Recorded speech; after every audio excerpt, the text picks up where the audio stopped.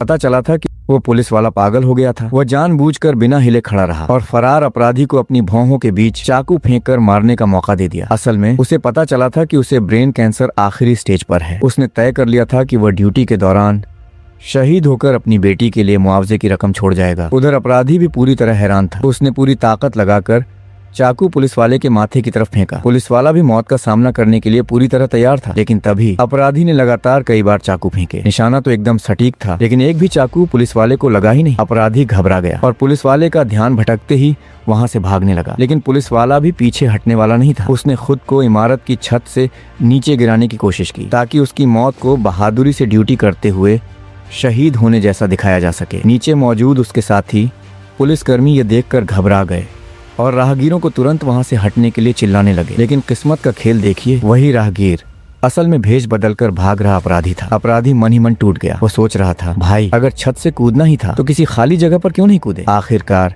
Police वाले की बनाई हुई आत्महत्या की योजना उल्टा आसमान से गिरकर अपराधी को पकड़ने की शानदार कार्रवाई में बदल गई। और सबसे मजेदार बात तो ये थी कि वो मरने की पूरी कोशिश करता रहा, लेकिन हर बार बच जाता था। उल्टा उसे लगातार बहादुरी के लिए सम्मान, प्रमोशन।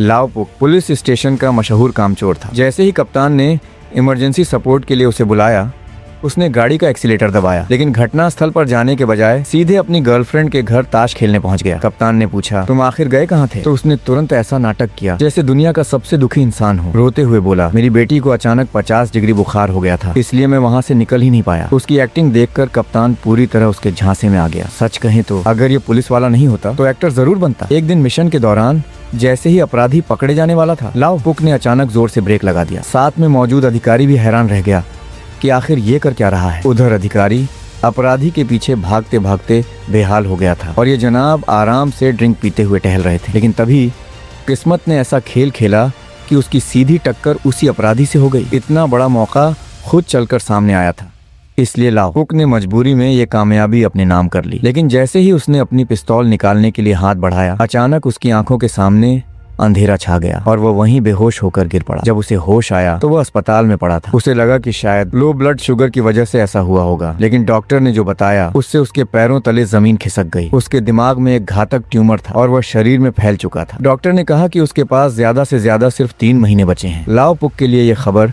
किसी आसमान से गिरी बिजली जैसी थी। वह सोचने लगा, आखिर बुरे लोग एक एक करके आराम से जिंदगी जी रहे हैं और मुझे इतनी कम उम्र में क्यों मरना पड़ रहा है। वह जितना सोचता उतना ही गुस्सा आता। उसने सोचा, जब आखिर में दर्दनाक मौत ही मिलनी है तो क्यों ना पहले ही सब कुछ खत्म कर दूं। लेकिन अपनी बेटी के लिए एक अच्छा सहारा ढूंढना जरूरी था। इसलिए उसने अपनी गर्लफ्रेंड से टटोलते हुए पूछा, अगर हमारी शादी हो जाए तो क्या तुम मेरी बेटी को अपनी सगी बेटी की तरह रखोगी? लेकिन गर्लफ्रेंड ने जो जवाब दिया उसे सुनकर उसके होश ही उड़ गए। उसने एक बार फिर लाइफ इंश्योरेंस लेने के बारे में सोचा, लेकिन बीमा शुरू होने में 3 महीने लगने वाले थे। उसके पास इतना इंतजार करने का समय ही नहीं था। आखिर में उसके पास सिर्फ ड्यूटी के दौरान मरने पर मिलने वाला मुआवजा ही आखिरी सहारा बचा था। लेकिन किस्मत देखिए, मरने की कोशिश तो नाकाम रही, उल्टा गलती से वो एक बड़ा कारनामा कर बैठा। जब उसकी गर्लफ्रेंड को पता चला कि उसे काफी इनाम की रकम मिली है तो उसने उससे अपने लिए एक अच्छा घर किराए पर लेने को कहा। साथ ही उसने वादा किया कि शादी के बाद वह उसकी बेटी को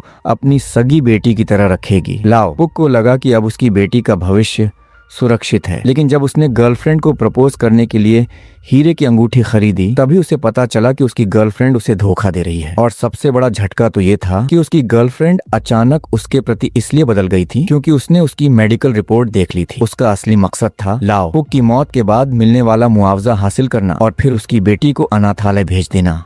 उसी दिन पुलिस को अपराधी बाईमाओ का ठिकाना मिल गया। कप्तान ने तुरंत उसे पकड़ने का आदेश दिया।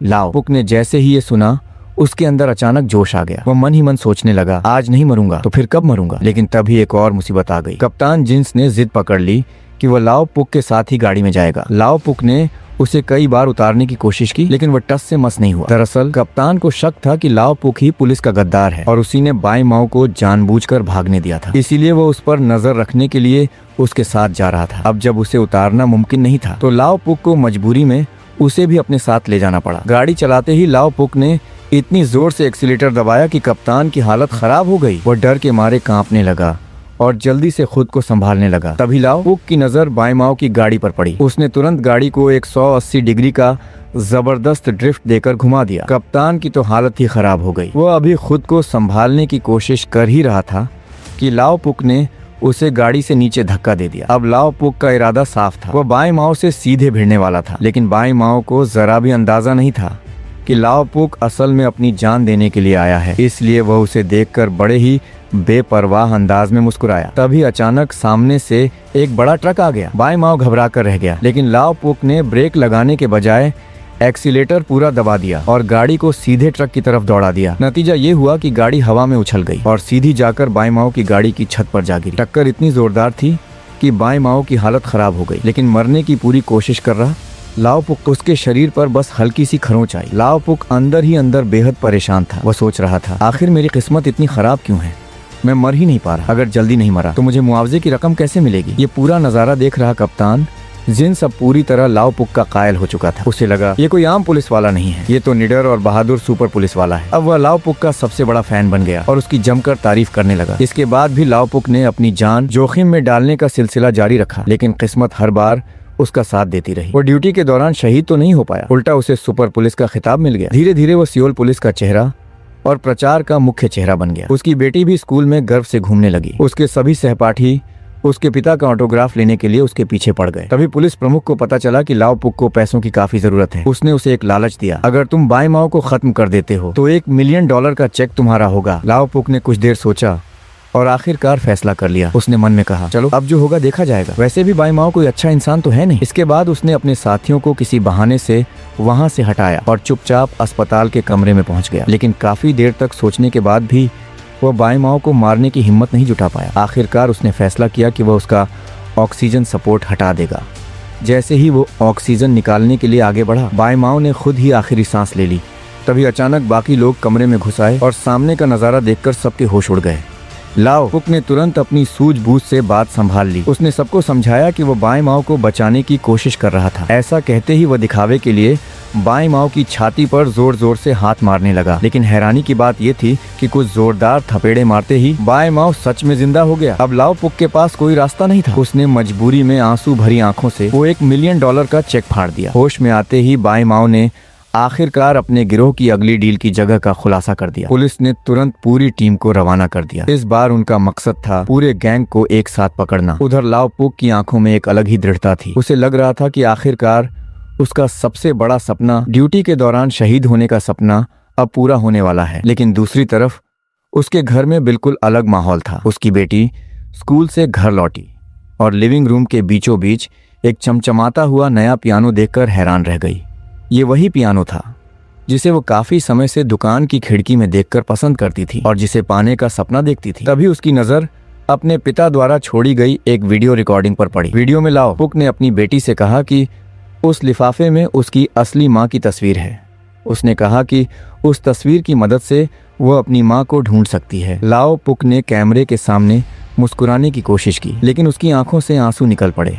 उसकी बेटी का चेहरा पल भर में पीला पड़ गया। उसे समझ नहीं आ रहा था कि आखिर उसके पापा जाने की बात क्यों कर रहे हैं। अपने हमेशा थोड़े से अनाड़ी लेकिन प्यारे पिता को देखकर वो अचानक एक बेबस बच्चे की तरह रोने लगी और उसकी आंखों से भी गर्म आंसू लगातार बहने लगे। उधर लाओ पुक ने कप्तान को बताया कि उसने पिछली रात पुलिस प्रमुख की फोन पर हुई बातचीत सुन ली थी। अवैध सौदे की जगह बदलकर किसी दूसरे बंदरगाह पर कर दी गई थी। लेकिन कप्तान को उसकी बात पर भरोसा नहीं हुआ, क्योंकि ये जगह उन्हें मिले आधिकारिक आदेश से बिल्कुल अलग थी। लाओ पुक के पास अब कोई और रास्ता नहीं था। वह खुद वहां पहुंच गया। उसने कप्तान को फोन करके झूठ बोला कि उस पर अपराधियों ने हमला कर दिया है, फिर अचानक फोन काट दिया। इसके बाद उसने अपने पैरों में एक भारी पत्थर बांध लिया और समुद्र में डूबने की तैयारी करने लगा। वह ठंडे समुद्र में छलांग लगाने ही वाला था कि तभी एक जहाज धीरे धीरे किनारे की तरफ आया। उस जहाज पर कोआला का निशान बना हुआ था। लाओ पुक ये देखकर हैरान रह गया, क्योंकि पुलिस प्रमुख की फोन पर हुई बातचीत में भी इसी जहाज का जिक्र था। असल में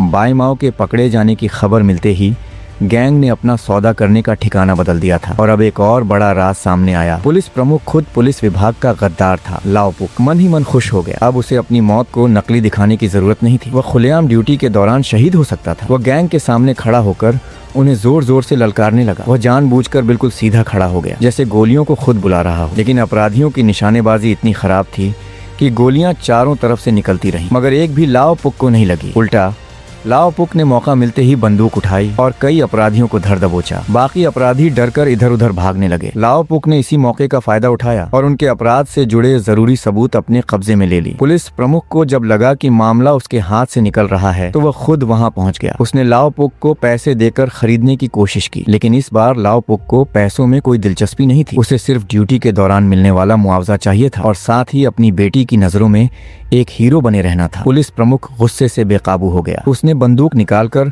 लाओ पुक के माथे पर तान दी, लेकिन उसे क्या पता था यही तो लाओ पुक की सबसे बड़ी ख्वाहिश थी। लाओ पुक उल्टा उसे चिढ़ाने और उसका मजाक उड़ाने लगा। लगातार हो रही बेइज्जती से पुलिस प्रमुख पूरी तरह अपना आपा खो बैठा। तभी अचानक पुलिस की सायरन की आवाज सुनाई दी। पुलिस प्रमुख ने खुद को बचाने के लिए तुरंत वहां मौजूद गैंग के सदस्यों पर गोलियां चलानी शुरू कर दी ताकि सभी को चुप कराया जा सके। यहाँ तक कि उसने अपनी ही बांह पर भी गोली मार ली ताकि ऐसा लगे कि वो बहादुरी से लड़ते हुए घायल हुआ है। उसे लगा कि अब सब कुछ उसके हिसाब से हो गया है, लेकिन तभी अचानक समुद्र के पानी से एक हाथ बाहर निकला। आखिरकार सारे सबूत सामने आ गए और पुलिस प्रमुख को उसके अपराधों की सजा मिल गई। वहीं लाओ पुक को उसकी बहादुरी और शानदार काम के लिए सम्मानित किया गया और उसे नया पुलिस प्रमुख नियुक्त कर दिया गया। लेकिन जब उसके सामने मीडिया के कैमरों की भीड़ उमड़ी तो उसने अपनी उपलब्धियों के बारे में बात नहीं की। इसके बजाय उसने पूरे देश के सामने एक भावुक अपील की। उसने अपनी पूर्व पत्नी से कहा कि अगर वो ये खबर देख रही है तो जल्द से जल्द वापस आए और अपनी बेटी से मिलकर उसे अपना ले। उसने बताया कि